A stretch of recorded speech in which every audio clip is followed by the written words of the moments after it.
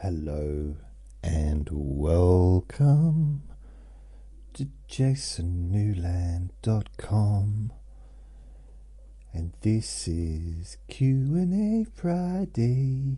Blah, blah, blah, blah, blah, blah, blah, blah, blah. Yeah, hi. So my name is Jason Newland. Please only listen when you can safely close your eyes.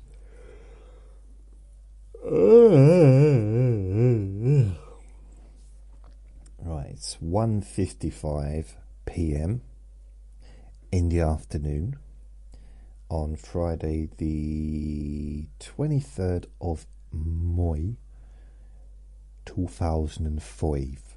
No, 2050. No, 2025. Wow. So 1995, 05, 050, 30 years ago.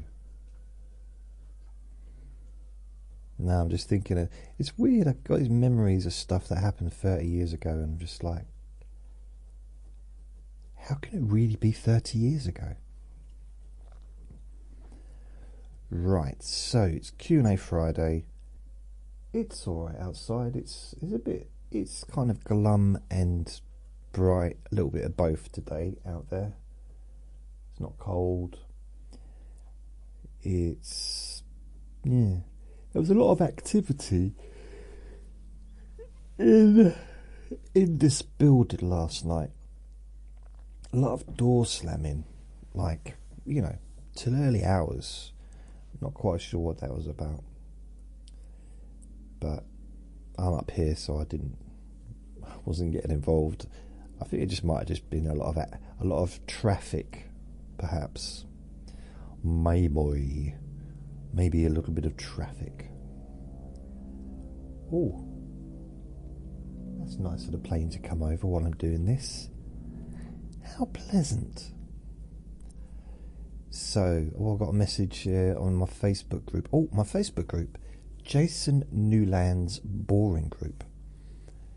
You can find a link to that group by going to jasonnewland.com, and it's literally right at the top. There's a banner at the top of the page. Join Jason Newland's Boring Group. You can click on that, and it takes you straight there. I wonder what it is on the Facebook page, on the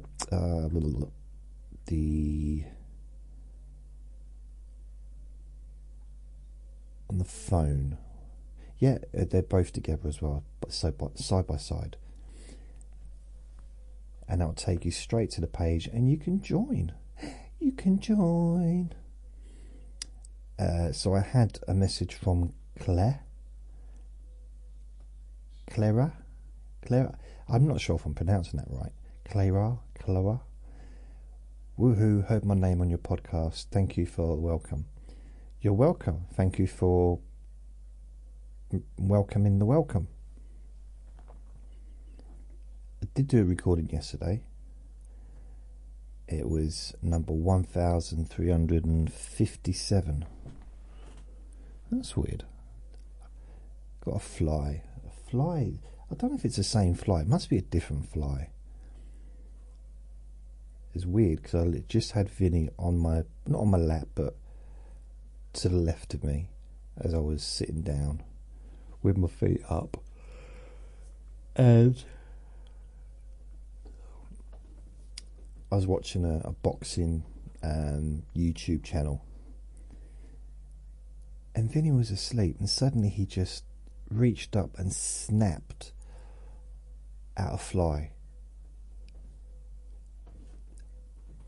It was like one of those movies with those plants that move really quick, except shape as a Jack Russell. He's been a bit weird today. No more weird than any other time.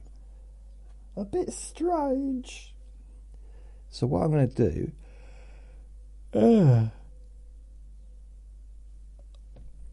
I've got 6 Nope, I haven't got. There's a bird outside that goes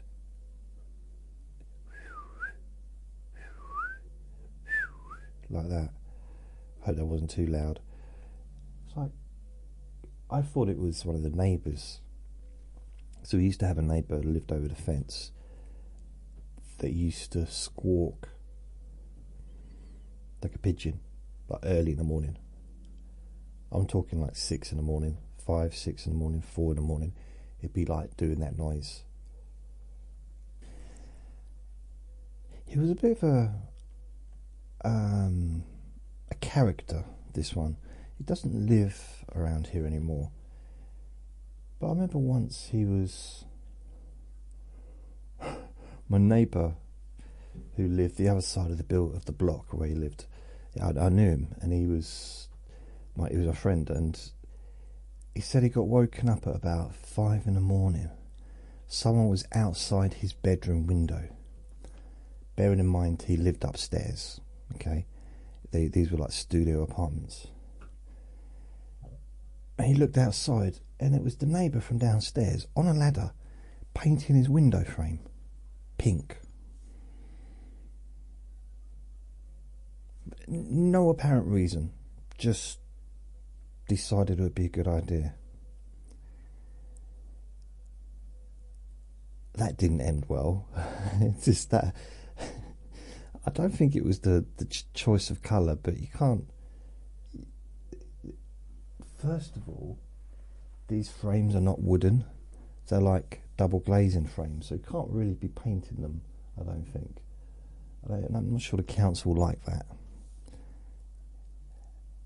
Another thing he did is he would spend, like, he had a tiny little bit of grass in front or out the back.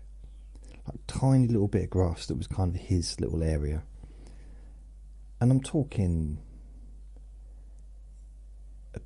very small little. If you think of the smallest garden, the half of it, half that, it's really tiny little. He would spend all day long mowing it.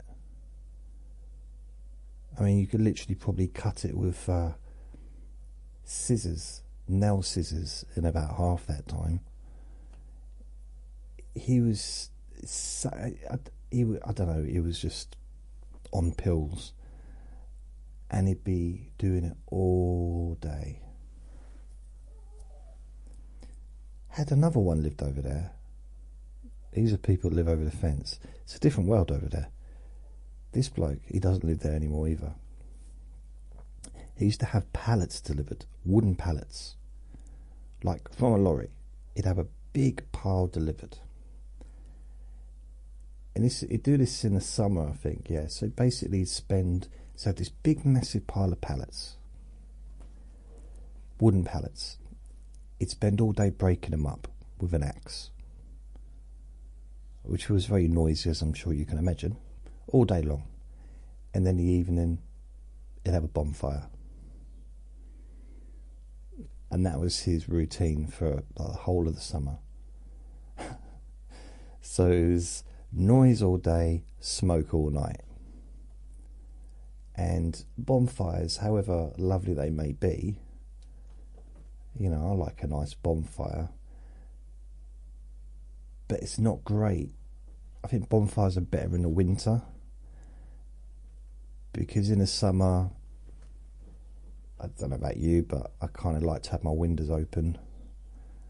Probably need to have my windows open, like in the evening in the summer, and that's not ideal to have smoke coming in.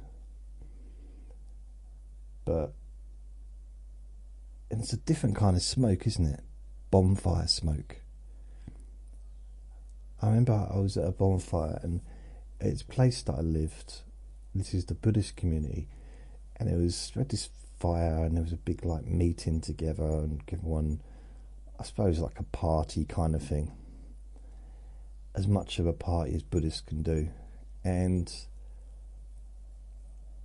I didn't even notice it until the next day. Every item of clothing that I'd worn that evening stunk, like really bad. But I didn't notice the smell of smoke when I was out there, because I wasn't even, I was avoiding the smoke. I was just near the fire, but I wouldn't like stand there or sit there and have smoke pumping into me. But wow, smelly.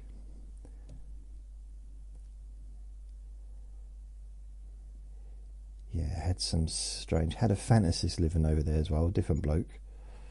Gossip. This is all gossip, isn't it? Yeah, he was unusual character. He was in all the national papers. He was quite famous. Couldn't believe it. But I got on alright with him, actually. But he was just... One day I could write a book. My nan used to say that. I could write a Guinness Book of Records of everything I've done and been through. And I'm thinking about herself, that is. I could write a book just about the neighbours. I'd have to be very careful, obviously, not to name any of them, but I don't think you'd even believe even 10% of what I've seen and heard and experienced since I've lived here. And not just here, but all the other places I've lived, all the different houses I've shared. Wow. Seriously, you'd think I was making it up, and I probably would be. That's the problem. So I've got Mike. These are the people that have left me questions for today. So at the very beginning, I'm going to mention everyone's name, so you know that I have answered your question. Maybe not very well, but I've at least attempted. So first of all is Mike, then it's Ben, Cindy,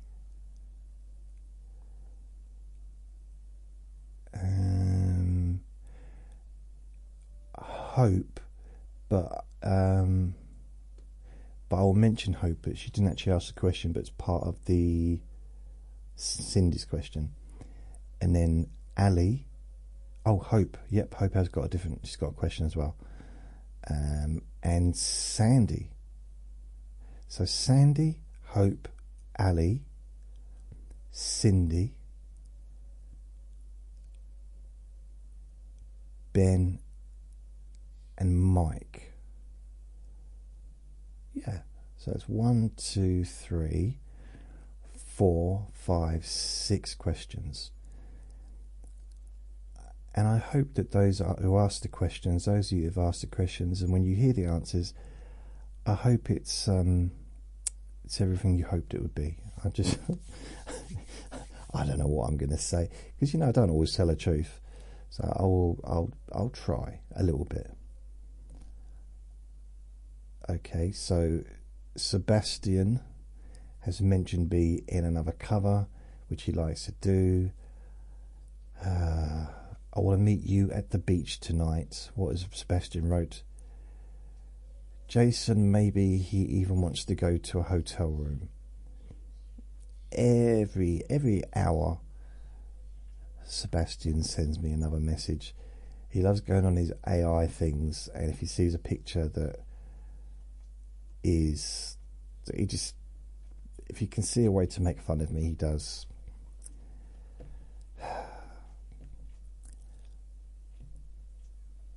Right, here we go. Mike has asked, as I was falling asleep last night to the schools episode. Schools? I was at the boring Monday's boring thing, I think. I was wondering how much you plan out what you're going to say. Do you develop an outline, or do you just jump in and wing it? Does your mind ever go blank and you find yourself at a loss for words? Right, well, I'll talk just about the Let Me Bore You to Sleep recordings, because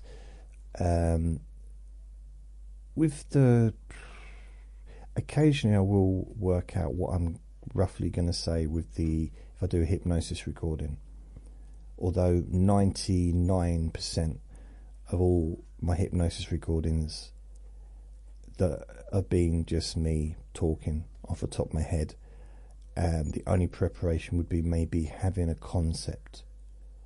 So if it was a relaxation technique, for example, and let's say it involved a biscuit tin, I don't know why it would involve a biscuit tin. So I'm saying I want to have a biscuit tin, and I'm going to crumble up all the biscuits and just shake the biscuits, and then make some holes in the biscuit tin at the bottom and just shake them and watch those biscuit drops just filter down. And as they filter down and fall out of the bottom of the biscuit tin, you know, you feel more relaxed and calmer, something like that. It sounds rubbish, doesn't it? It sounds a bit crummy. Ooh. So with the Let Me Boy to Sleep, the most I do regarding preparation for most of them would be just to think about a subject. A lot of the times when it comes to, let's say, Monday's boring objects, usually I don't know what I'm going to talk about until I start. I don't think I was even going to talk about schools when I first started that recording. With the Trivia Tuesday, yeah, I do. That's much more planned as far as, you know, I look up the trivia bits, and yes, there's a little bit more planning than that. And with the Q&A Fridays, of course, I have the questions in front of me. So, in a sense, you plan what I'm going to talk about. But outside of that, no, I don't know. So when I had a little skip through the questions before I started this, but I got no idea what I'm going to say until I say it. With the schools episode, for example, I ended up talking about schools, so I just went with it. I don't have any kind of outline or structure for what I'm going to talk about pretty much ever, other than when if it's a trivia one, the structure is just reading out the trivias, or thinking about something to talk about, and then focused on that subject and finding the trivia bits of information and maybe commenting on it. So it's organised, but not really. Q&A Friday, it's just, I just answer just honestly-ish, if I can. But generally, no, I don't have any idea what I'm going to talk about. I mean, sometimes it's not that my mind never really goes blank. Well, it does, actually. It's not totally true. I mean, I know I'm a hero to a lot of you out there. All together. There's a hero if you look inside your pants. Right. I quite like the idea that it is. I thought the way that the recordings come out, that it would seem like they were just pretty much ad-libbed, because they are. It's just me just talking. I didn't think they seemed very structured. I mean, the Q&A Friday is kind of structured in the sense of I'm just answering questions. So there is a degree of structure. If I focus on, let's say, a boring object, the only structure... Okay, there is a structure with that.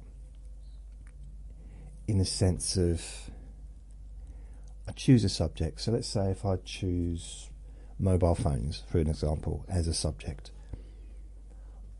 I will have that little reminder in my head to bring the subject back to mobile phones. So when I'm starting to talk about dolphins and tree houses and stuff like that, then I realise, well, I've got to bring it back to mobile phones. So I managed to bring it back. I don't generally have that little voice in my head when I do just a general recording. And also, even when I do let's say a normal sleep recording, if you want to call it hypnosis, a body scan, whatever, even if I have an idea of something that I'm going to discuss, so maybe I decided I'm just going to focus on each part of the body and imagine the wind is just blowing through that part of the body. And then when I get to start the recording, I might change my mind and decide to say the word relax. 5 times or something like that, with each time, whereas you focus on each part of the body. Or, so it's not, I kind of wish I was more structured, but I think if I was more structured, I've got more chance of being successful possibly if I was structured. But at the same time, I wouldn't be able to produce as many recordings as I do, because for me, structure reduces, I'm not going to say reduces creativity, but for me, it does a little bit. I like the idea of being able to not know what I'm going to say, because it amuses me then.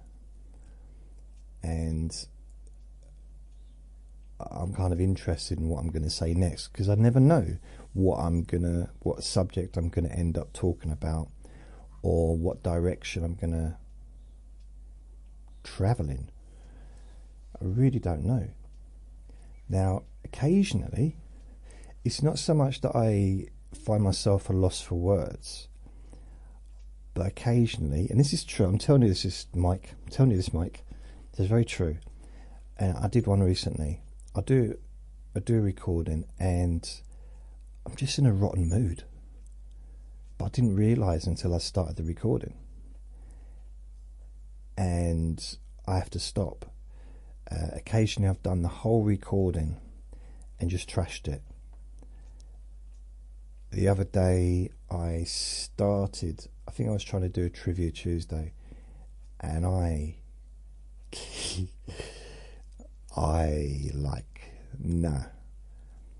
tried, I think, 4 different attempts to try to do it, and it wasn't the right day.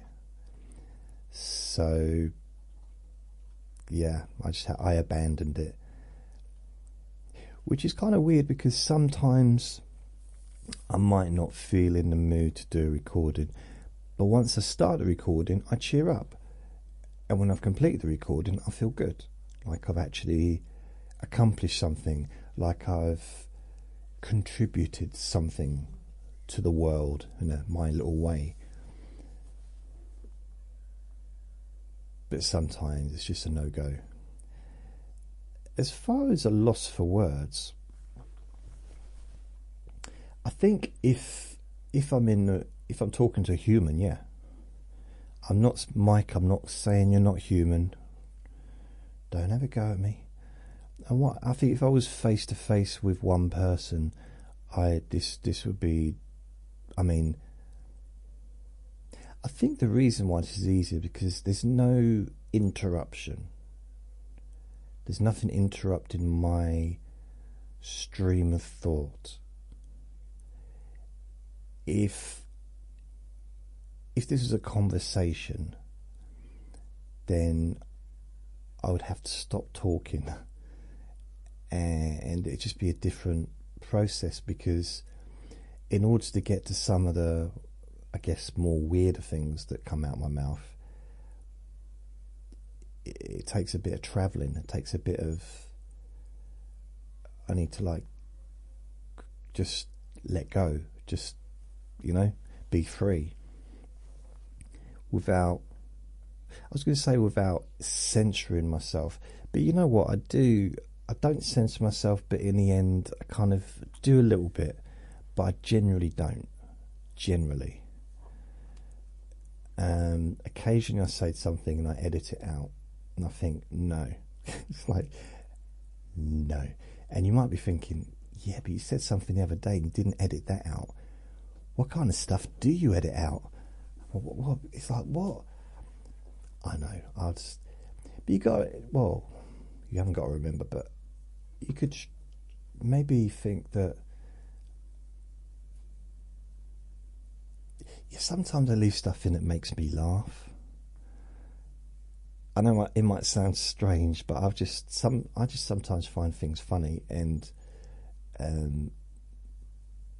even when I listen back to it, it just makes me giggle because it's just so ridiculous. I like absurd. I do. I like absurd, but I like everything. I like anything that makes me laugh. I like. A loss for words. No, there's a freedom. This is freedom for me. This is the only time I feel free, is when I can just talk and I can just be me. And I think I found my voice over the last 8 years, which might sound weird because it's a long period of time. Is it 7? How many years is it? 7 years, not 8 years, is it? 7 years. 7 years, sorry. Since 2018, since I've been doing these Let Me Boy to Sleep, or LMBYTS. Yeah, since I've been doing these, I think I've discovered my voice, but at the same time, I realise I'm not a bad person, really. Just, stuff I come out with, I'm not out to cause anyone problems. I don't really have much in the way of extreme views. I never really wanted to have extreme views. I grew up in a society in the 70s. I was born in 1970, so I went through the 70s where there was a lot of extreme views around to do with, well, every single aspect of life, really. And as I got older, once I kind of reached, it still went on through the 80s as well, but as I started to get older, I realised that these views that I had weren't my views, and I started to do something about it. Started to educate myself a bit, and by educate myself, I mean just read and listen, read other people's opinions. I think that can be educating. So if you've got one side of the argument and that's the only side of the argument you ever hear, it's going to kind of make sense, especially if you're a kid and you've grown up with that. But then if you see the other side of the argument, it can be it could be annoying, it can be difficult to hear. But then if you see another part of the argument from a different perspective, and then again from another perspective, and the more perspectives you get, I think the more educated I became, realising that it is opinions and perspective and experiences. People, we've all got different experiences, and it's, yeah, I'm not really into the extremist things. And it is, I've got a neighbour that's proper right wing, always shouting on about it, and it's like it's almost like they read the Sun, and that's where they get their opinions from. That's where they get their information from, and everything's kind of based around. It's like no new knowledge is going to go in because they've got that fixed mentality, that model that's there. I realise this has got nothing to do with the question, has it? But yeah, for me,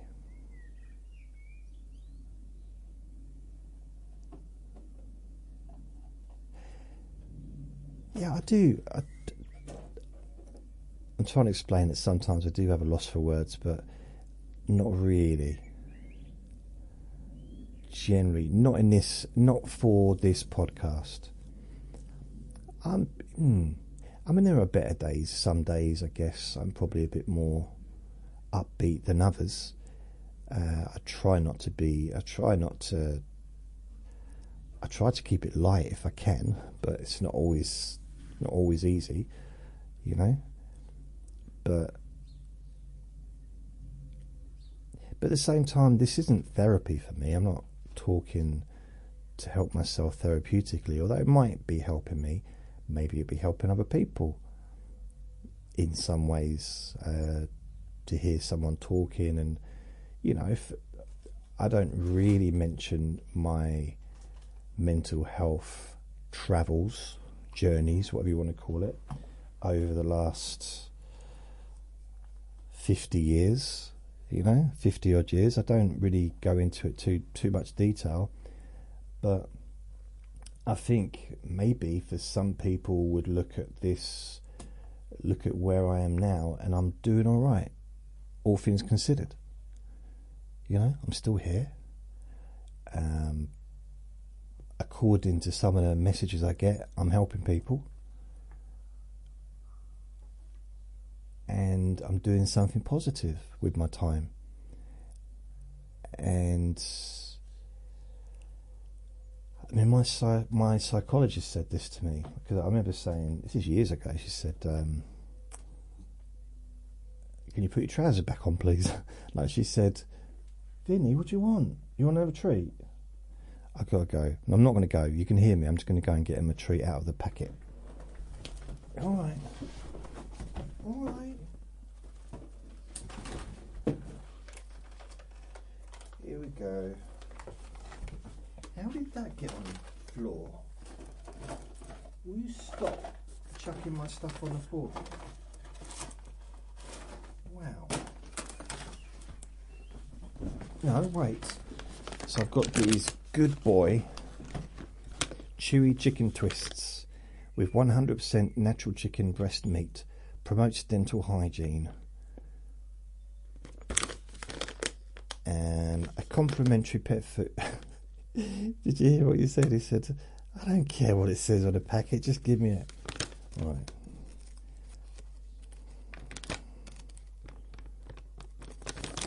Well, I'm trying to open it. He's sitting on he's basically sitting on his bum with his hands in the air. Like, just, there you go. I'm not sure if he learnt to do that, or if he was taught it, or I don't know if he just did it, because he's always done it since I've had him. But he was 10 months old when I got him. Right, so that's that.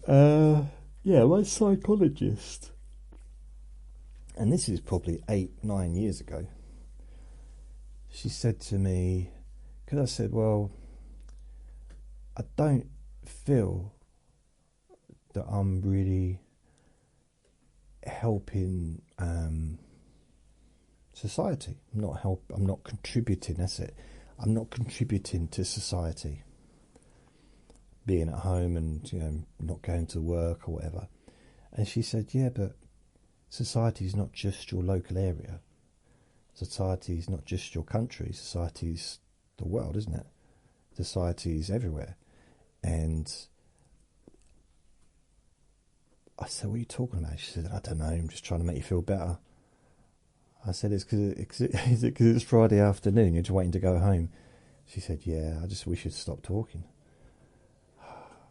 I said, well, we can have a cup of tea if you want. She said, no, I don't trust your tea. I said, I'm not going to put anything in it. She said, that's a problem. An empty cup is no good, does not quench my thirst.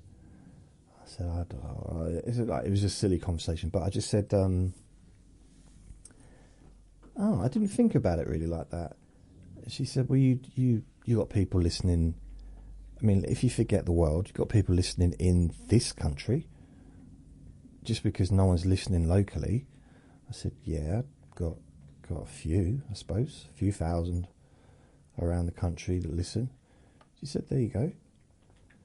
So I thought, so I guess in a way I am, and from then on I kind of thought maybe I saw it a little bit differently. I am contributing to society in my own little way, in my own weird way. So yeah, and maybe if someone's listening, if they're like very young maybe, or don't have to be young, but they might be listening, they might have bipolar or a personality disorder or some kind of mental health issue, and wondering like what's going to become of them, how they're going to, what's it like to, is it even possible to be like that and be in your 30s and 40s and 50s? And yeah, it is possible. I'm proof of that. I was going to say living proof, but I don't know if I have to say the word living considering I'm talking. I just heard this weird sound outside in the garden, and I didn't know what it was. So I just had a little look, and there's a man. Looks like he's washing the windows, which I'm kind of a little bit confused because, but these are downstairs windows. Now I know we have people wash the communal windows, but I've never had anyone wash my actual windows from outside, not in 10 years that I've lived there. So I've closed my windows just in case he's going to wash them. I've got I'm not even joking it. I've got cobwebs that have been outside my window. I can't reach them to wash them. Been out there for so long. If you get a magnifying glass, you can actually see one in like in a little rocking chair, smoking a pipe. Another one knitting, because the spiders, that is, because they're so old. That'd work on some level, I'm sure. Just needs a bit of rewriting. Ben, when you were young and your dad collected you all again, did you have any pets? Right, so this is referring to when I left the children's home at 7, just before I was 7. The summer before I was 7. Why did I say summer so loudly? And 1977 it was. It was literally, I thought we moved there and Elvis passed away. It was that kind of period. I remember that day because it rained so hard. And I mean, this was 1977. This is when summers lasted for seemingly for weeks. I mean, whether they did or not, I don't know. But we definitely, 75, 76, 77, we had some pretty long, hot summers in the UK. And I remember walking, I don't know, I think we were walking back from the beach, and it pelted down. And I've not said the word pelted for a long time. Pelted down with rain. Like, really, we were all soaked through. Now, bearing in mind, I was tiny, and probably three raindrops probably would have been enough to half wet me anyway.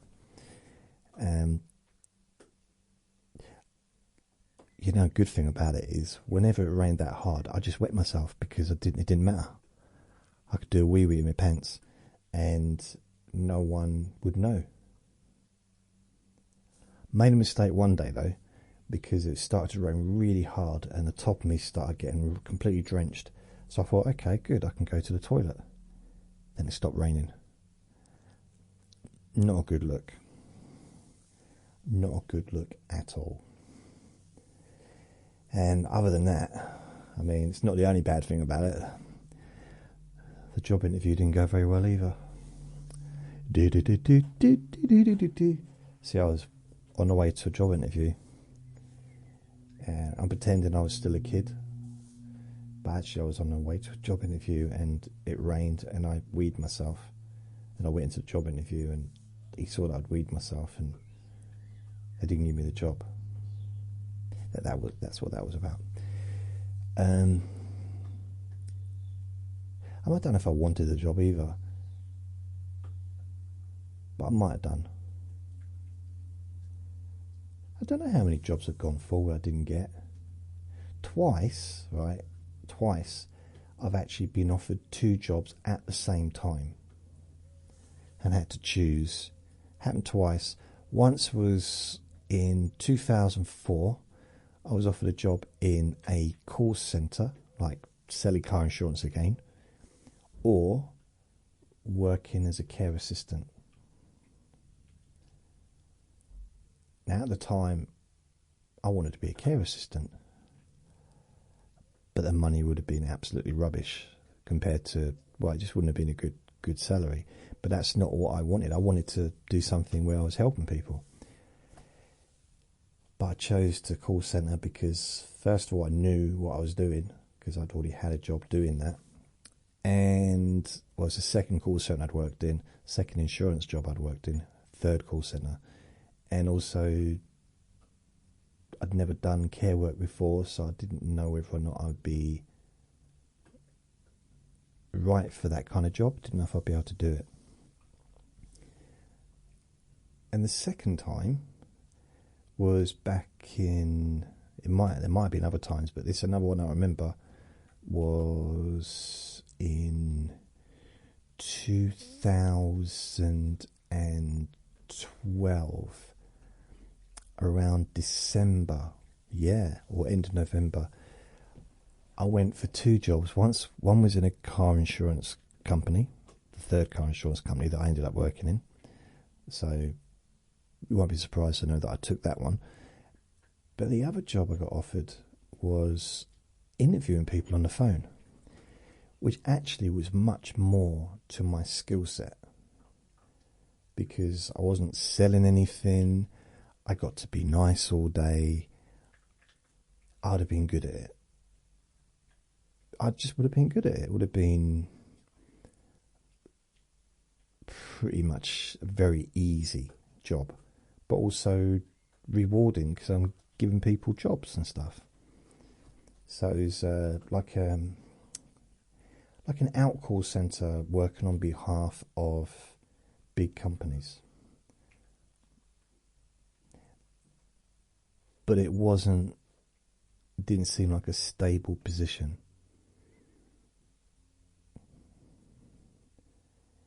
And so I just went with the insurance job.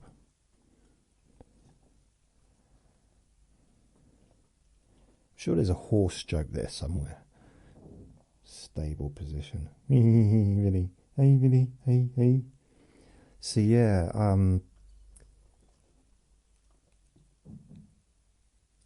how did I get talking about that? You asked me if I had any pets.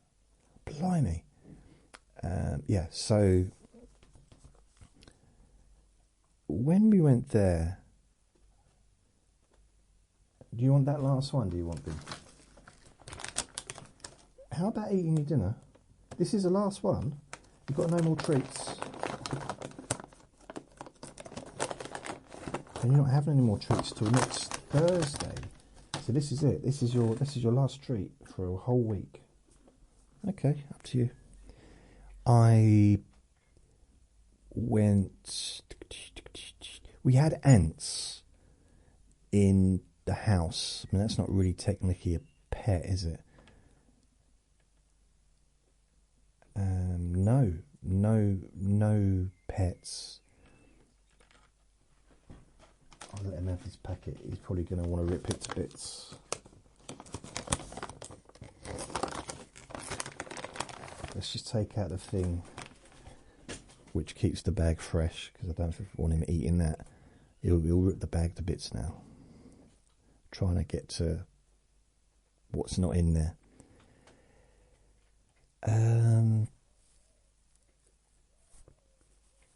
Not initially. I mean, we weren't in that house for very long because it was a little bit derelict. It was, I think it was condemned, so we had to move out.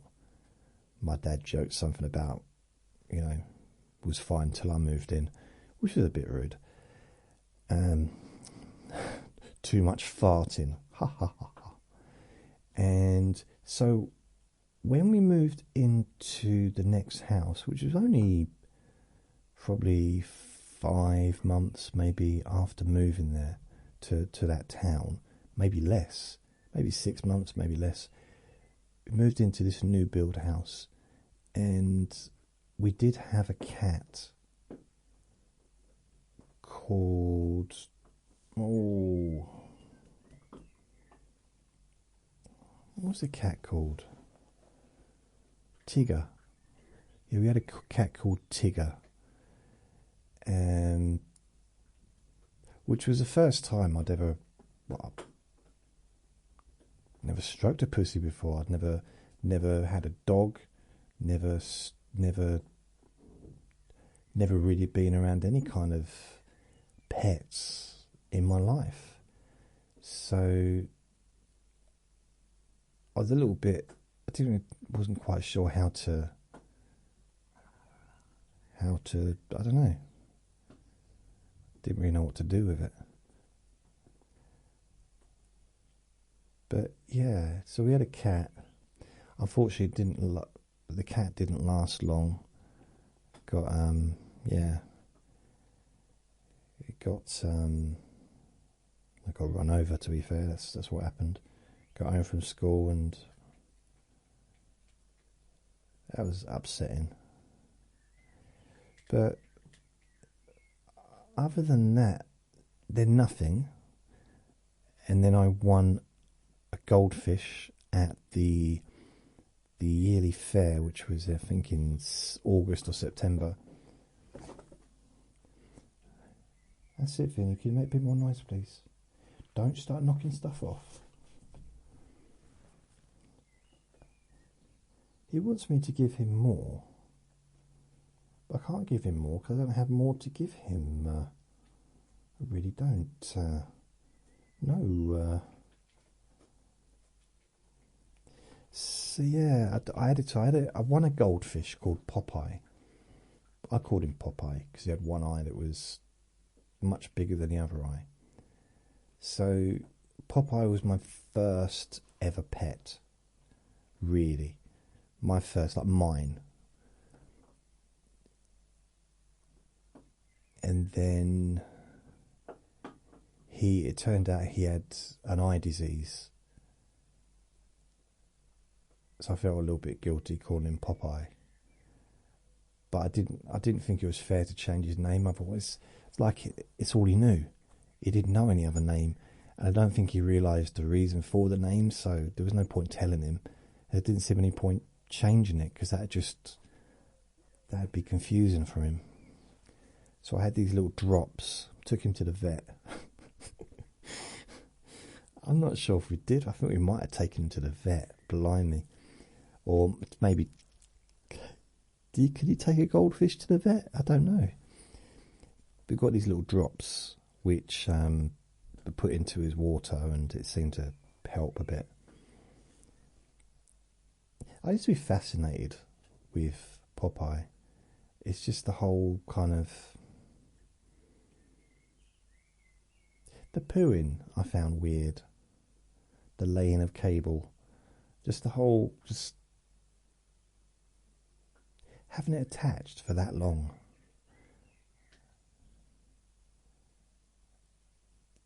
I wonder if whales do that. Yeah.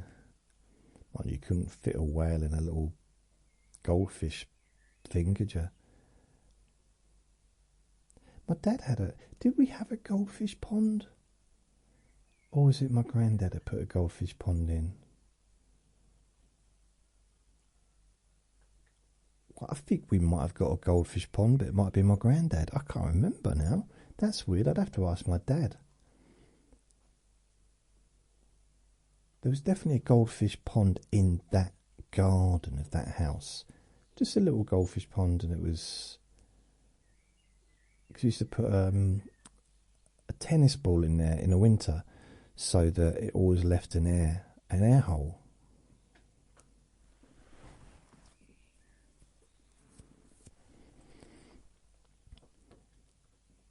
I remember my little brother had a goldfish called Tonkatoy or a Tony or something like that, and he was showing off. This was probably about 10 years ago. You know, he's in his he'll be nearly 50 soon. He was going on about how his goldfish lived for like 7 years or whatever. He had it for 7 years, and my dad started laughing. This is a dinner table. That's my dad. He said, "Why are you laughing?" He said, "Oh, we just kept replacing it every time it died. You just didn't notice." Like, really? I said, "Why couldn't you do that with a cat?" But I guess it's, you know, he didn't want to. So my dad don't like animals. It's really weird because one of them said to me, because they won't come here, they won't enter my house. My dad won't set foot into this place, this flat. And I was told, like, oh, it's because I had Andre the ferret. Now I've got a dog. He doesn't like animals. Someone said he's allergic to animals. I said, well, that's obviously a lie. And I said, well, it's not true, because he spent 35 years or whatever, 40 years going into people's houses, you know, part of his job. So, you know. And then one day he said, well, I'm not allergic to animals, I just don't like them. Okay. Good. At least you've got some truth then. But out of the 4 people he visits, they've all got animals. They've all got dogs. Including me. But he doesn't come here. Weird, isn't it? Meets me in a restaurant or a coffee place. Won't set foot into this place. I don't know. There's a lot to discuss. That's not really the question. Vinny, come on, mate. I know I gave it to you.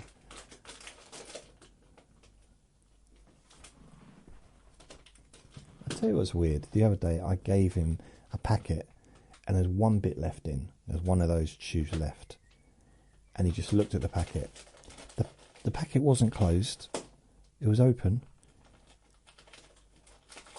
He wouldn't take it out. He just couldn't be bothered. But as soon as he'd eaten that bit, he destroyed the packet into many pieces.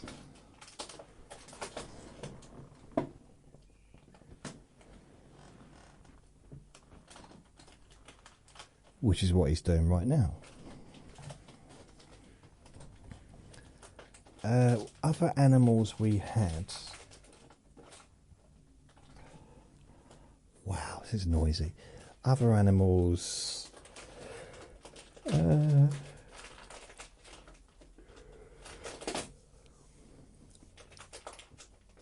When I don't know how old I was. Probably 13.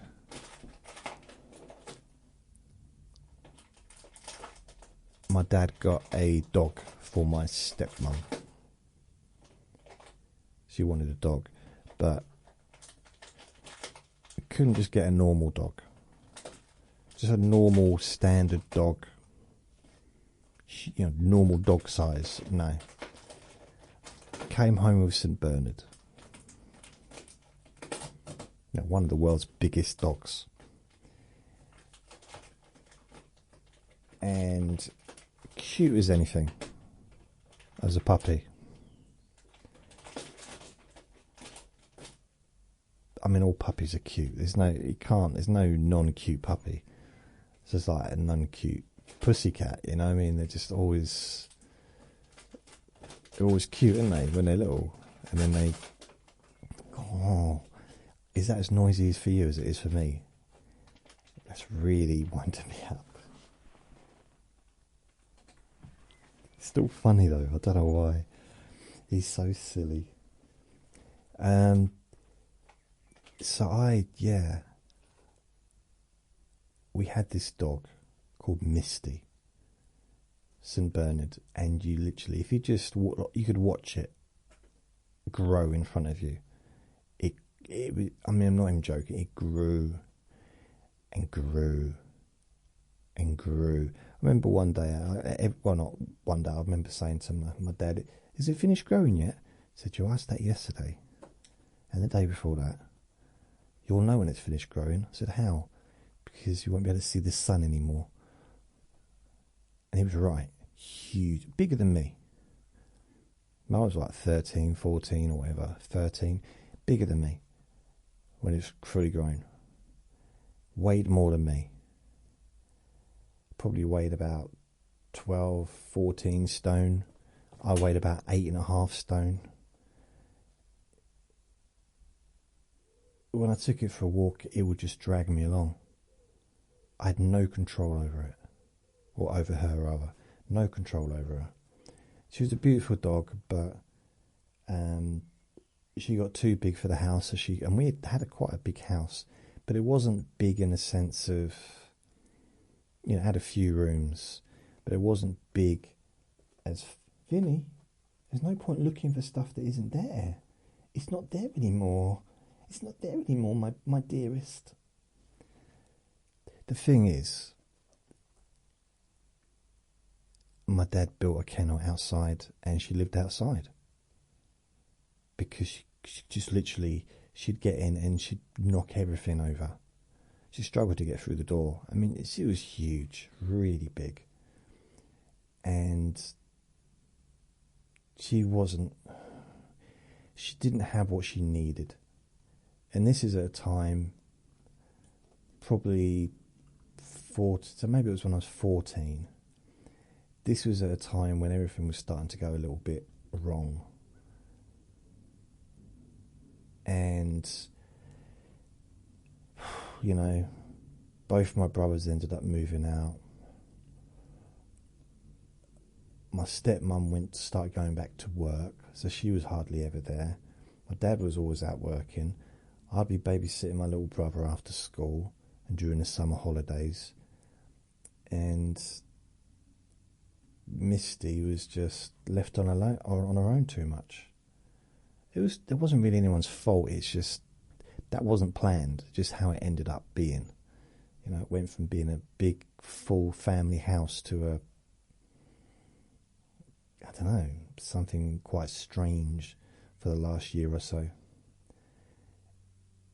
And Misty, she'd jump on me every time I was anywhere near her. She would jump on me and pin me down and dribble all over my school uniform. And, that was a time when I didn't really want to go to school with a stain on my trousers. Going home from, school, going home from lunch. What you been doing? Nothing. Why is that big stain on your crotch? Don't worry about it. What about that one on your jumper? Oh, that's Misty. Misty that's dribbling on me. Why didn't you say Misty did it on your crotch as well? I don't know, I just didn't think quick enough. But she was just like, beautiful dog, massive though. Massive. It probably cost more to feed her than it did me on a week, because they were feeding her tripe, which was not cheap. But she was too big. way too big. And it got to the point where I used to sort of try and go, I used to go in the front door because I couldn't go around the back because she'd jump on me. I was not scared, but a little bit kind of, yeah, it was a shame. Couldn't take her for walks. I couldn't handle her. She was too strong. So she didn't get any walks, any proper walks anymore. So yeah, that wasn't good. She did my dad found her a better home, a proper home. But I mean, she had a big garden to run around in, but you know, for me, it was a big garden I could run, but for her, she could just like a couple of jumps and she'd be either side of the fence. So it wasn't really that big for her. It was more like, yeah, just a tiny little mat, really, the grass was for her. She wasn't that big. She was half the size of the house. She was quite big. And she's white and brown. Pretty, of course. But huge. Absolutely huge. Ever since then, I don't know, just not scared of big dogs. I could never have a big dog. Could only really have a little dog. If I was going to have a dog, I always thought that in my mind. I've lived with dogs on a few occasions. Other than that, I lived in London with a dog. 1, 2, 3 different dogs in London. And they were all kind of medium-sized dogs. They weren't big, they weren't little, they were just kind of medium kind of size. And I just thought, well, nothing bigger than that, because they're hard to manage if they're being naughty. Because dogs are strong. Vinny's really strong, but I can beat him in an arm wrestle, just about. So I did think, because I thought about getting a dog when I first moved in here in 2015. And I did look, I got permission from the council, and I started to look at a shelter. And there was this little Pomeranian. And I thought, oh, he's so cute. But he didn't like me. And because he didn't like me, I thought, nah. I had this little fantasy that if I ever went to a shelter, it would be the dog that came up to me that I would take home. Didn't work like that. None of them liked me. So, yeah, I don't know. I suppose I had a little fantasy of what it would really be like compared to what it really was like. And then when I did end up getting my own, let's say, if you want to call it a pet, Andre, a little ferret, he hated me when I first got him, but I fell in love with him. As soon as I saw him, I just fell in love with him. It's his little tiny little face, little body, but his tiny patches on his eyes, and I fell in love with him. And every time I picked him up, he hissed and he bit me.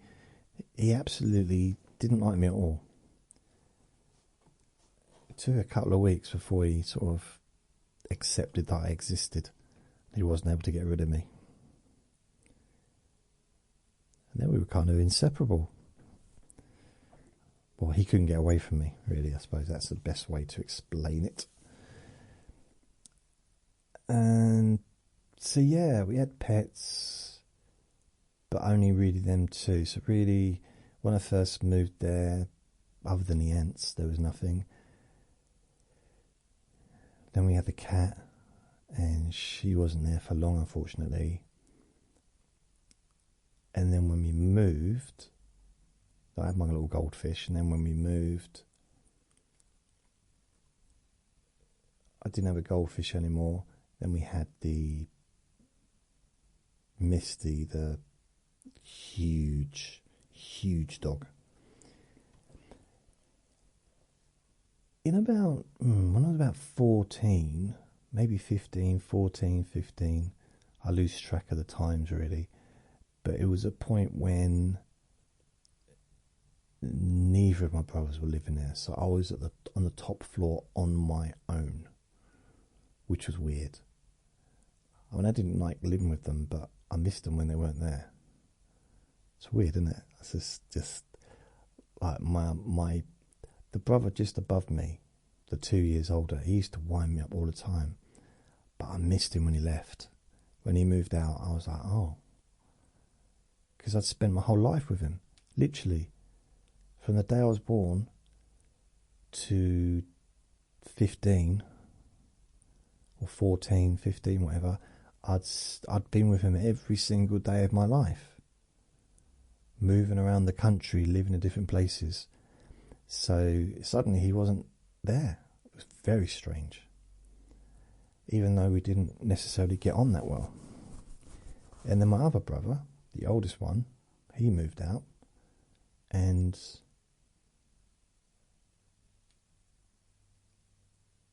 that was strange. It's like just being at the top of that old house on my own. Very weird. So what I did is I got myself a budgie to replace him. So I thought I'd replace him with a budgie. And I did. I got myself a budgie in a cage.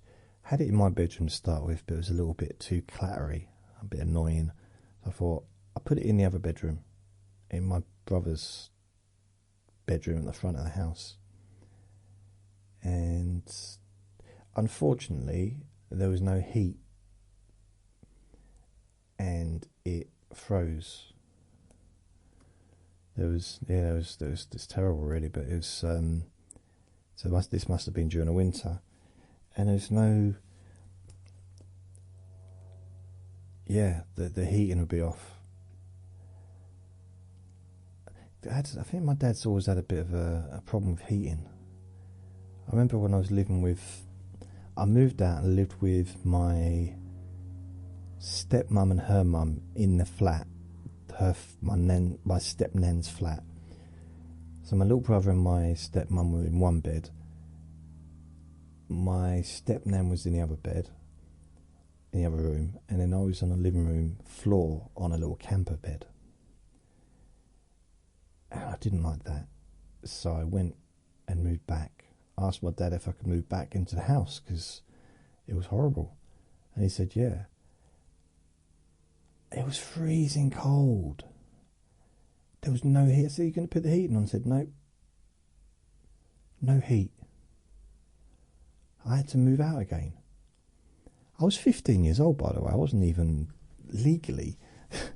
They had a right. They had a duty of care, but hey, back in them days, it wasn't really enforced. But it's freezing cold, so I went back to the flat where it was warm.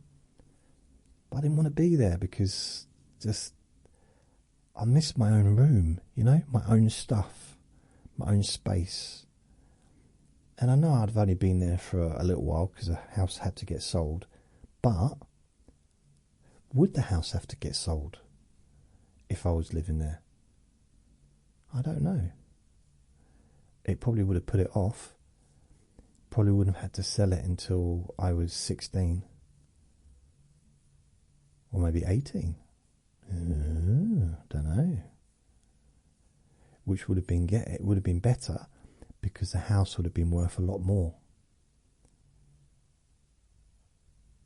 Because it went up from being, I think it was 66 grand when they sold it in 1986 or 1987. In 1988, it went up to £250,000. Can you believe that? That's not even a lie. I remember I went into my dad's because he had a new house by then. Like he'd got himself another house, so I guess they split the money. She took her money, he took his, and put a deposit on a new house.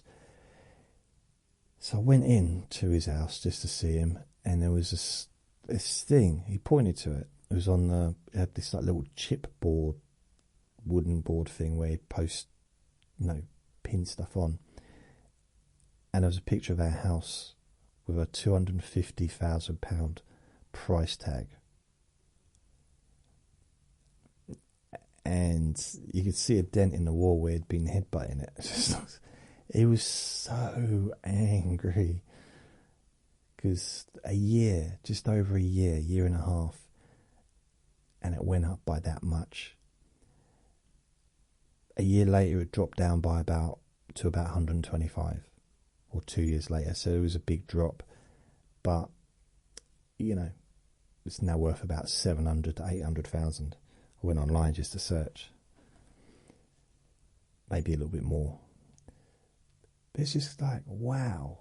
So if I'd have moved in there, I might have been doing everyone a favour, like everyone.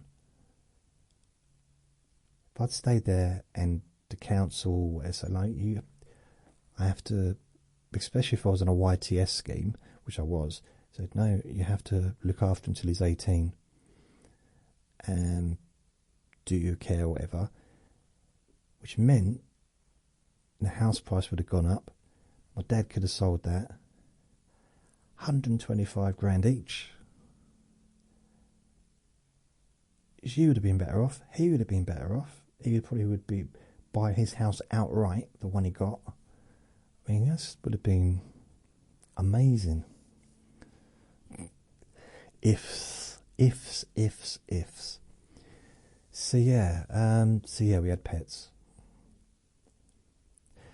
The budgie was a weird one because I tried to give him mouth-to-mouth resuscitation, and that didn't seem to work. So I thought, I'm not proud of this. I did do this. I just thought to myself, because I didn't know if he was still alive or not,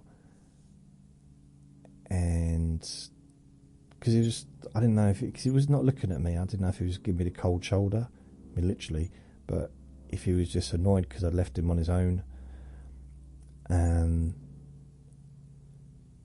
I don't know. I was a kid. I just didn't really know what to do. So I thought, because I was up 3 stories high, and I thought, well, if I just put it out, it's going to fly away, isn't it? And okay, so I know budgies generally don't necessarily, it might not have a great life out in the wild, but it's going to have a better life than what it has there, you know. And so I kind of, he didn't fly. That's what I'm going to say. He didn't fly. So that was the end of that. Never give mouth-to-mouth resuscitation to a budgie. It's a hard one to judge, you know. But I did do that. It's genuinely true. I'm not proud of it. I just something I did. And the heart compressions, it's very hard to really know how hard to push. If they squeak, you might be pushing too hard. So also, have you ever had one driving test lesson, car or motorbike? Yeah, I had more than one. I've had 1991, I had a couple of driving lessons. 2004, I had a few driving lessons. 91, I just couldn't be bothered. Just didn't see the point. And my spatial awareness is not necessarily perfect, which showed both times I tried to learn to drive. I was too close or too far. I could never really figure out where the car should be. That might have come with time, but yeah, I didn't enjoy it. The second time, in 2004, my driving instructor was too enthusiastic. He was only a young bloke. I mean, I was young as well myself. I was only 23 or 24, whatever. But I just 23 probably. 33, not 23. I was 33. He was in his early 20s, I'd say. But he was super excited, super enthusiastic, motivational, and I just wanted him to calm down. Oh, you can do it, you can do it. Like, come on. I didn't want him to be negative, I just didn't want him to be like over the top. You know, he was like emotionally doing cartwheels all the time. It was just a little bit too much. So I just, whenever he came round, I just hid, didn't answer the door. I ended up paying for quite a lot of lessons that I didn't turn up for. Anyway, in the end I stopped. I went into the DVLA, or I don't know, wherever the place is that I always take my lessons, and I went to the reception and said, I'd like to cancel my lessons, please. And she said, well, who you driving with? And I said the name of the person who's your instructor. She said, I'll just go and get him. I said, no. And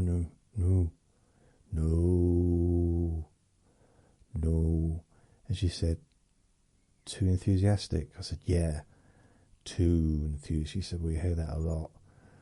I said, okay, and we cancelled, and that was it. And I moved, so he couldn't find out where I was. What was my longest relationship? This is from Ben again. So are you talking about romantic relationships, I guess? The longest one, I can go through them, but I had one 91, which was that finished in the summer. I had one 93, sort of December 93, all the way to September-ish, 94. So what's that? October, November. So what's that? 9 months. So 9 months, that's quite a long one. There was one in 1996. It started probably May, maybe June 1996 until probably around April 1997. So what's that? July, August, September, October, November, December, January, February, March, April. So yeah, that was about 10 months. So that was probably the longest relationship I was ever in, like romantic relationship. I'm being very vague with the word romantic, very, very generous with that word, but yeah. Let's have a look.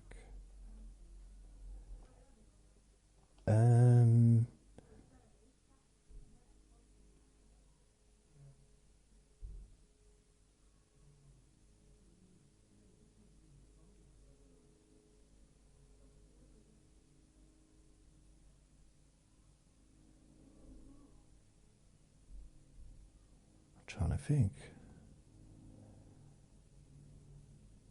No, that's it. That was the longest one, 10 months. I've had a few. I was just listening to something in the garden just then. You know, sometimes there's a voice and I just don't recognise it, and it sounds clear. It's like, is it outside my garden? So yeah, that's my longest relationship. I'm trying to think if I've ever had any other relationships. I've had a few little ones, a few little short relationships, kind of.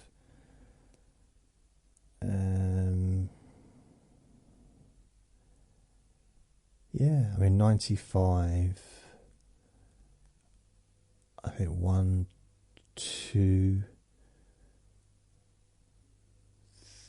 1, I had two relationships, 95, one in 96, one in 97,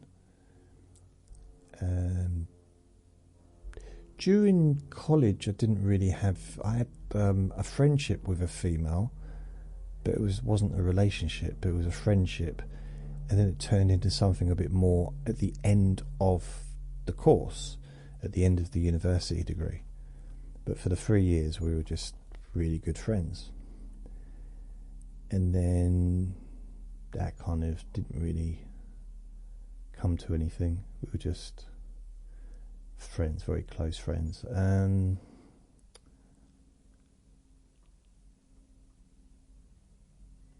No, not really. The last 10 years, pretty much, it's been a dry well. But yeah, I'd say the longest one, about 10 months. Can you imagine saying 10 years? Wow. 10 months, longest one. Cindy, would you tell us about the TV license tax? Do you pay it on every TV in the household, or is it one fee per household, regardless of the number of TVs? Mike's answered this, so he hasn't answered me. It's a good question. I've never understood the whole UK TV license thing. How do they know if you have a TV or not? Do they have the right to just enter your house and look at all your technology devices? And Hope has written, I had a friend who had to prove she didn't have a TV in order to avoid the tax. She was so angry she had to let the TV tax people in to search her flat. I'm Canadian, as she was when she moved to England. Okay, I feel there's a lot of questions there. So, yeah, it's one... Okay, so in this flat that I live, it wouldn't matter if I had 100 TVs. As far as I'm aware, it's just one TV license per household.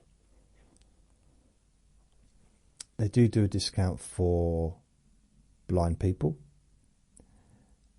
And so I always found that just incredibly rude, to be fair. I don't know. I don't know if there's a discount for people that are pensioners. But I pay... What do I pay? Let's have a look. What do I pay every single month? TV license. I think it's £15 a month.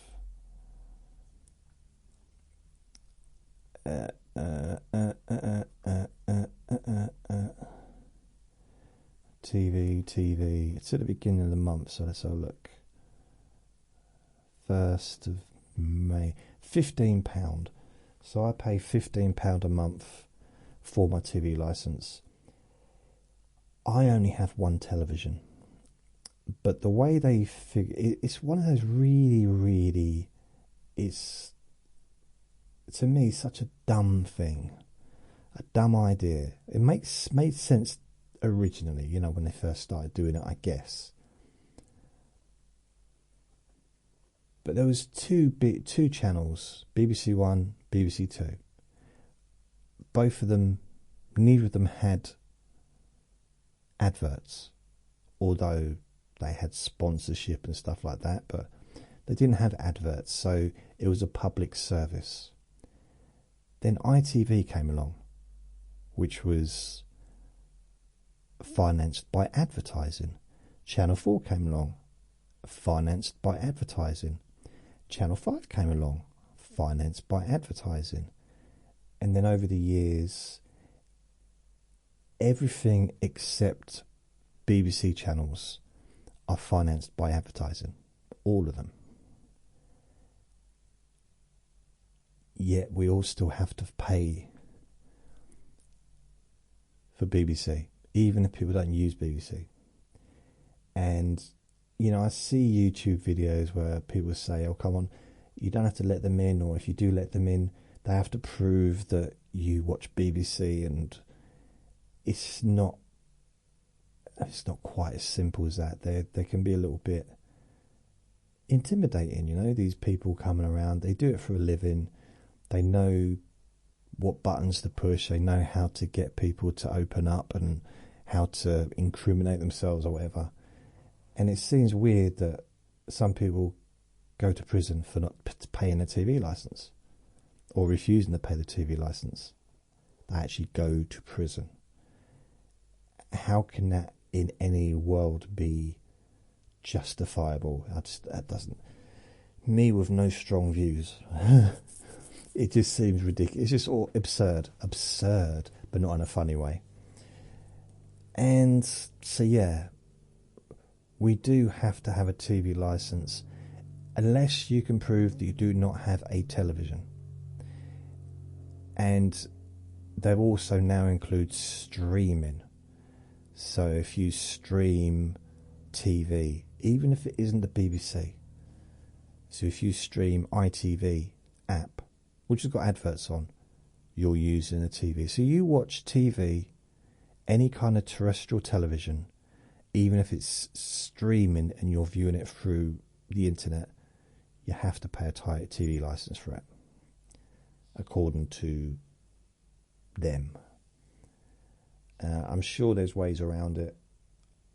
I know people that don't pay the license and they just don't answer the door.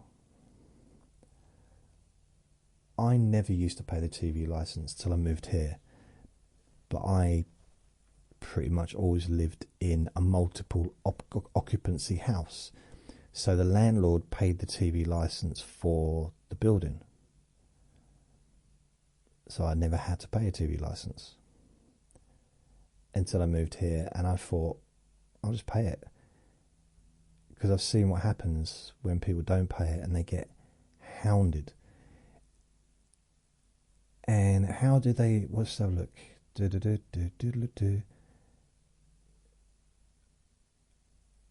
How do they know if you have a TV or not? So this is Mike.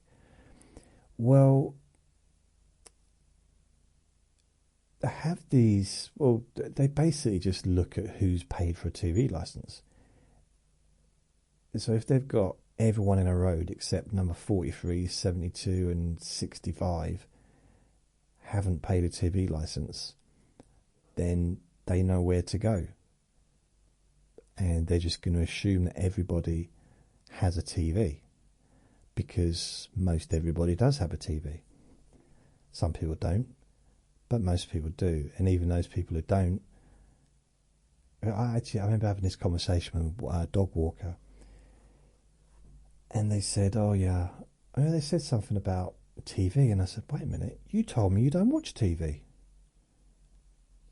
Because I remembered what they'd said previously. When people contradict themselves, I tend to remember what they said previously. And she said, oh, no, I stream.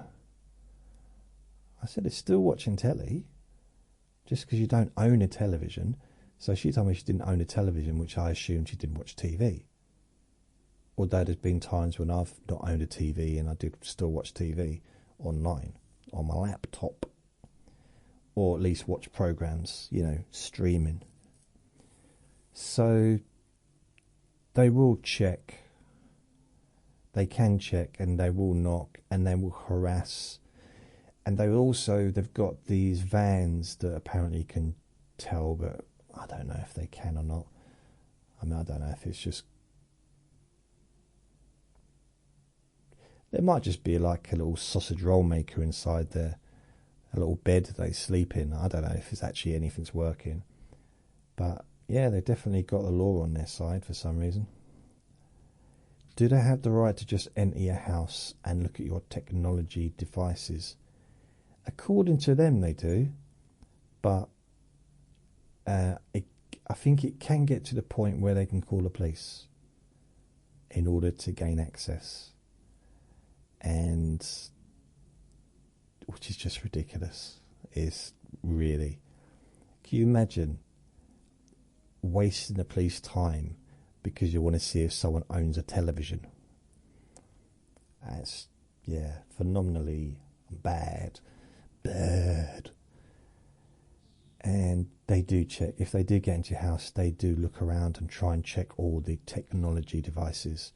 So if you've got a laptop, they'll assume... If you've got broadband, if you've got internet, if you've got a phone with internet, then you can watch television. If you've got access, if you're able to watch television, then they think you should be paying a TV license. That's their mentality. Everybody with a smartphone can gain access to streaming television in the UK anyway. I don't know what it's like in America or in Australia or Canada or anywhere else, but in the UK, any phone, a decent phone which has internet access, which would be every phone that's in the world, can stream TV. So it's very difficult to really get out of it. Yeah, I'm not a big fan of the whole thing, but you know what? Sometimes, what is an old saying? Pick your battles, and I can't be bothered with this. I know people that have stood up for themselves and ended up with a big fine, court costs, and just like, it's not worth it for the sake of £15 a month. No. So yeah, they've kind of got us by the curly whirlies, as it were. I mean, I don't know. For personally, I think the BBC, would make sense for the BBC to either just start having adverts, or have it as an app, where people can just subscribe to all the different channels on the BBC for a monthly price, which would be the cost of a TV license. The problem with that is they would probably, I imagine, lose 90% of their customers. 90% of the revenue would probably be gone, because people wouldn't want to pay. If they didn't have to pay it, they wouldn't. They'd probably find another way to watch it. So how do you feel about bugs, says Ali. Are you a killer of spiders? I know, technically an arachnid, I think, or do you catch them and bring them outside? No, I don't kill bugs. I'm not bothered about bugs, really. Flies annoy me because they keep trying to land on my food. And I said to him, why you keep landing on my breakfast? And the fly said, I'm trying to get the taste of that dog poo out of my mouth. It's like, this is rude. I was like, why? They annoy me. Flies annoy me. Not enough to sort of get too angry, just annoy a bit. Spiders, I don't care about. I wouldn't even put it outside, just leave it, let it do what it wants. Don't care.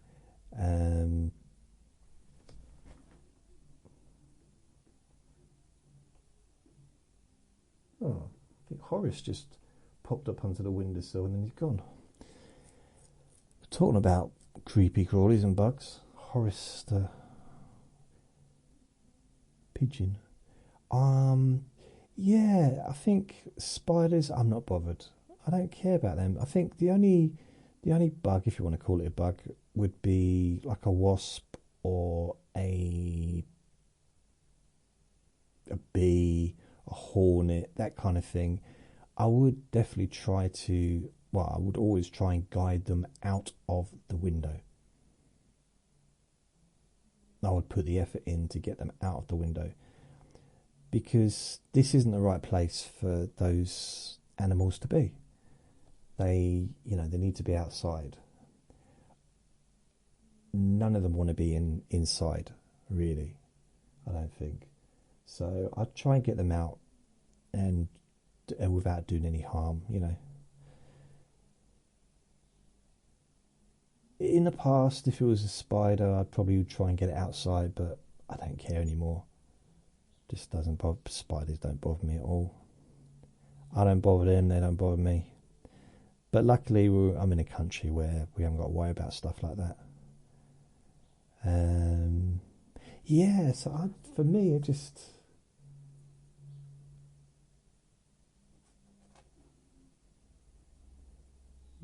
I think flies are the only ones that annoy me. And when I hear a wasp, it's like, oh, Because I know wasps don't bother me if I don't bother them, but trying to get them out the window can be a little bit bothersome to them. I don't want to push them, too far. Hope asks me, do you like any sports other than boxing? If so, what? No. Sandy asks, no. Genuinely not really. I don't mind a bit of mixed martial arts, UFC and stuff. That can be amazing. The skill. I never really appreciated the skill until more recently. And it's phenomenally skillful. I just don't find it's... When they're on the floor, that's when the real skill is. But I don't find it exciting to watch. It's interesting to watch, but it's not exciting in the same way as punching is for me. But I can see, like, if someone can do something that I can't do, which is most people, to be fair, so I'm impressed to see the highest level. And with the UFC, that's what you see. Just like with the professional boxers, you see the boxers at the highest level. And I can't even talk about other sports that I might like other than boxing without talking about boxing. It's terrible. I used to like tennis and snooker when I was a kid, and darts even, because we grew up watching that stuff. Snooker was huge in this country in like the early 80s. Darts was huge. Honestly, it's a big, really, really popular sports. Eric Bristow and tennis, McEnroe, Connor, Bjorn Borg, or whatever his name was, and all these, and then Agassi in the early 90s or late 80s, early 90s, and tennis was huge in this country during the old McEnroe era. Partly because of McEnroe, to be fair. He really, a bit like Alex Higgins with snooker, he made it into Hurricane Higgins, they called him, but he was a maverick. So yeah, I don't know. So I used to watch football as well, because my oldest brother loved football, and I wanted to be like him a bit. So I used to watch football, and at that time we lived near a town called Ipswich, which was head of the league. They won the FA Cup and the Europa Cup or whatever. They were the top league. They were the top team in the country. And so it was hard not to to get blown away with that wave of excitement when our local team was the best team in the entire country and one of the best teams in the world, like Europe, like football teams. So I'll tell you when that was, 1978 so Ipswich Town Football Club FC. Ipswich Town FC. So let's have a look. The 1978 FA Cup final was an association football match between Arsenal and Ipswich Town, 6th of May 1978 at Old Wembley Stadium. And so if I just go to say, I want to back this up with actual correct information rather than just me making it up. Because I do remember them being really, really, really, really big. It was their biggest time. And it was during the Bobby Robson era as well. So Bobby Robson, who was a legend as a manager. And So look, so Bobby Rogers, during the Bobby Robson era, at their peak in the 1979-1980 season, they beat Manchester United.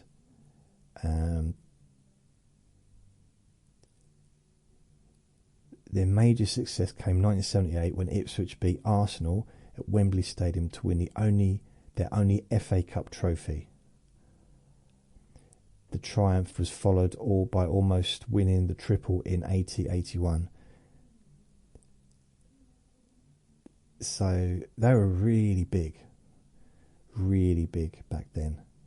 And Ipswich did win the UEFA Cup in 1981 as well.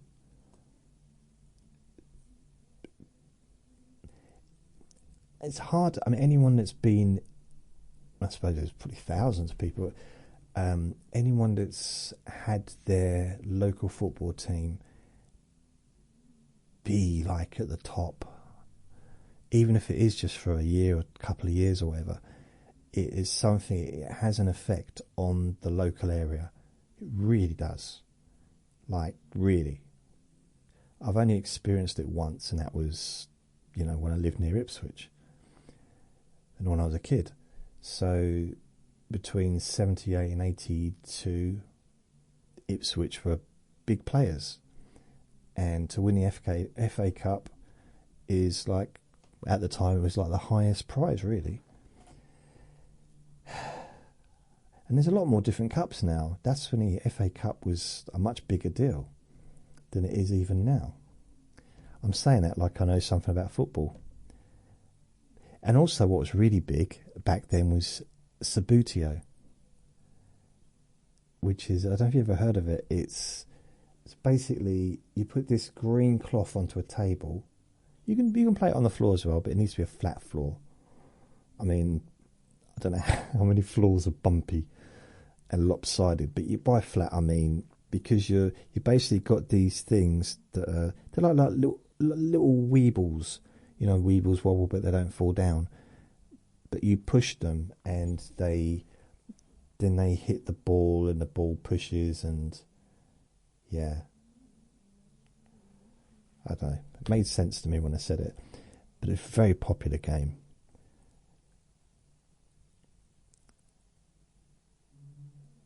So no, I don't really... Boxing's the only sport I follow. Even things like martial arts, the taekwondo, the Olympics, judo... I think some of that stuff, judo for example, is when you realise what's being done.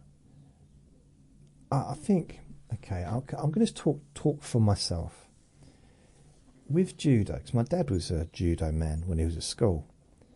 He got a brown belt in judo, and so that was his thing, and he kept it with him. He's like always, it was good balance and all that stuff. But I didn't, watching it, I couldn't see any kind of excitement, any kind of point to watching it. I could see the point to doing it, but once you learn a little bit about what they're doing, you realise that it's phenomenal what they're doing actually.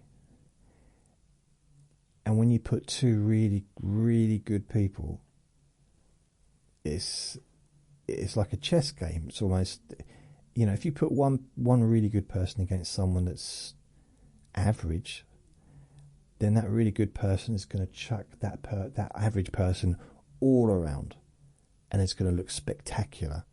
It's going to, it's going to look just amazing. But you put two really good people together, and no one's going to get chucked around necessarily.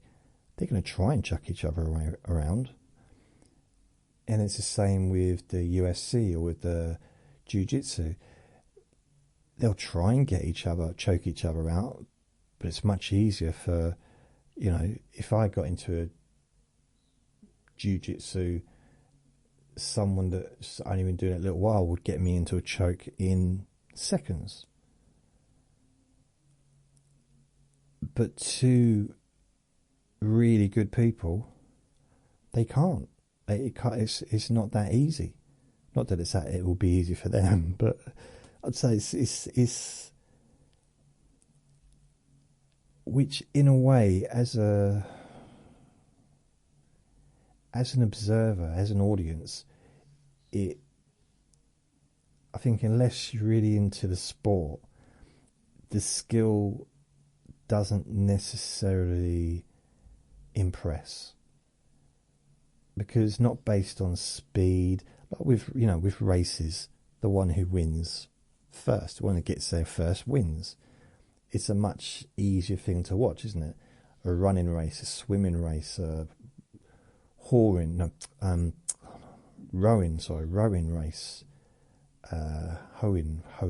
rowing, horse race, whatever, when people are racing, and it makes sense, like, okay, the winner wins.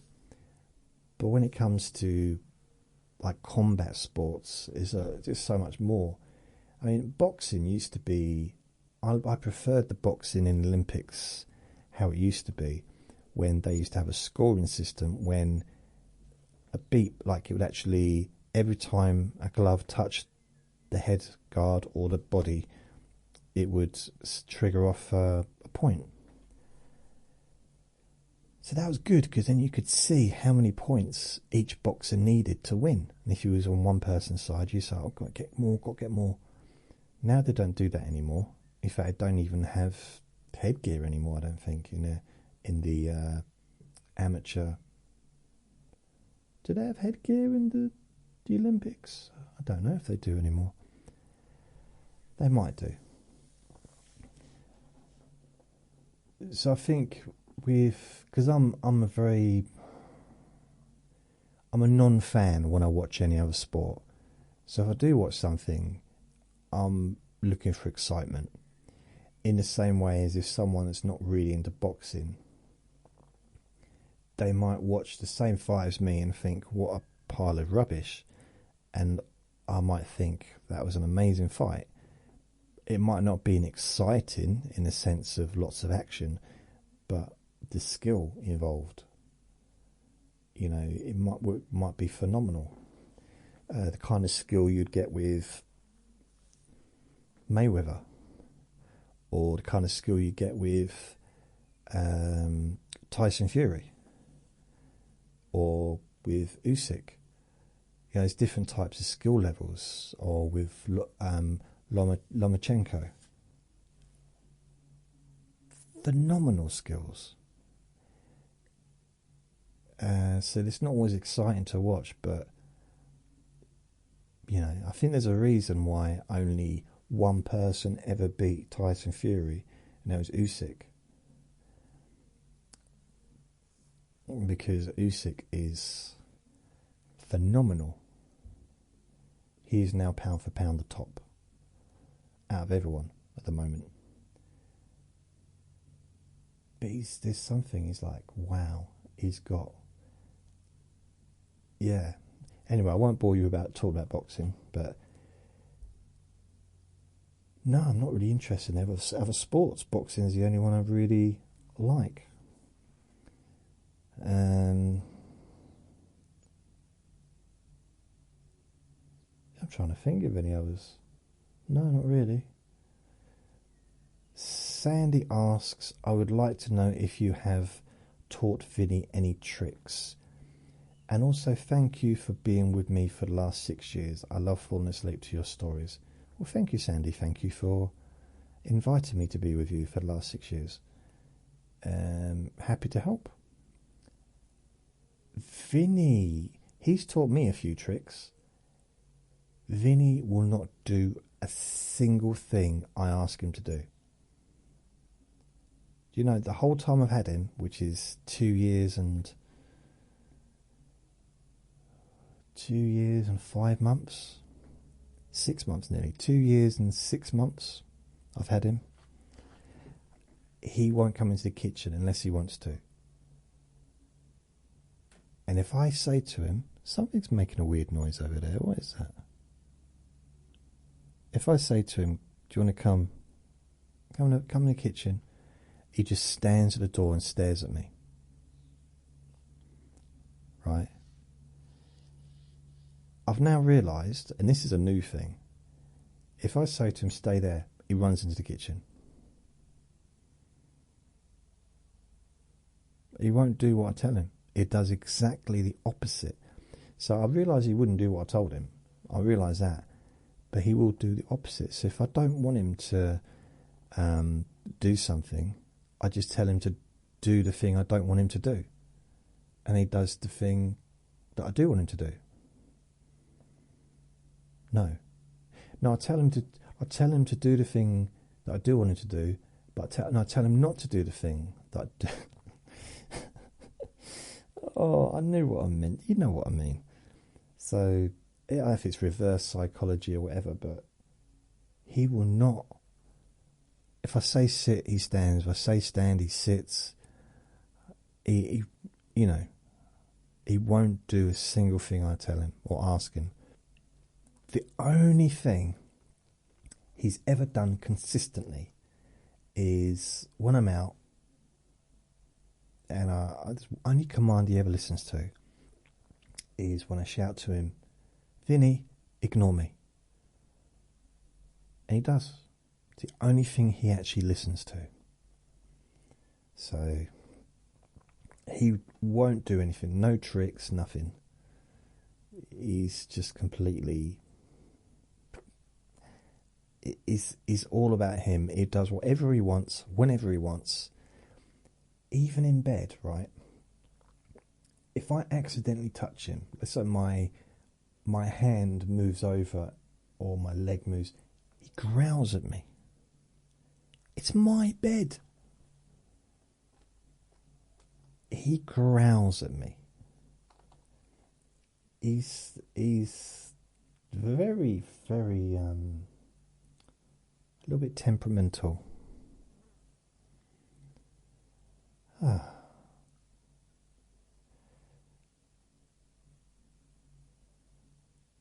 think that's all the questions.